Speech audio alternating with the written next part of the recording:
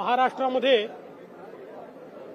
नवीन शासन आल्यानंतर ऑगस्ट 2022 पासनं आम्ही पदभरती सुरू केली होती।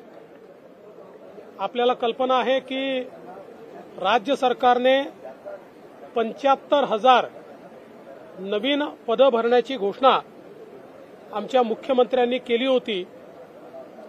आज सभागृहामध्ये मी माहिती दिलेली आहे।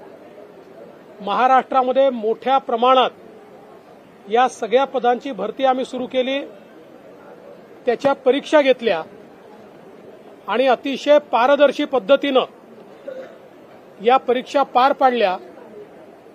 एक अमरावतीची घटना जर सोडली किंवा तलाठी परीक्षेमध्ये जो काही पेपर चुकला होता आणि नंतर ती परीक्षा पुन्हा घेण्याचं आपण ठरवलं, या व्यतिरिक्त अतिशय पारदर्शीप्रमाणे ही परीक्षा पूर्ण झाली आणि महाराष्ट्राच्या इतिहासामध्ये एक प्रकारे नवीन रेकॉर्ड हा आमच्या शासनाने तयार केला आहे।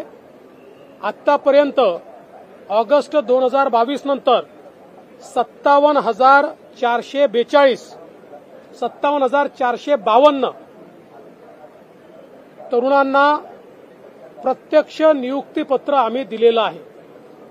या व्यतिरिक्त ज्यांची सगळी प्रक्रिया पूर्ण झाली आहे आणि आता या महिन्याभरात किंवा सव्वा महिन्यात ज्यांना नियुक्तीपत्र देण्यात येईल अशी संख्या 19,853 आहे। म्हणजे आपण जर बघितलं तर 75,000 भरती करण्याचा आम्ही जी घोषणा केली होती त्याच्या अगेन्स्ट 77,305 लोकांना सरकारमध्ये नोकरी देण्याचं काम, याची सगळी प्रक्रिया राज्य सरकारने पूर्ण केली आहे आणि नियुक्तीपत्र दिलेलं आहे आणि देण्यात येत आहे। या व्यतिरिक्त आता जे अंतिम स्टेजला आहे असे पद आहेत जवळपास 31,201, ज्याची प्रक्रिया पुढच्या 3 महिन्यामध्ये किंवा 4 महिन्यामध्ये आम्ही पूर्ण करणार आहोत। म्हणजे आपण जर याचा एकूण हिशोब लावला तर 1,08,000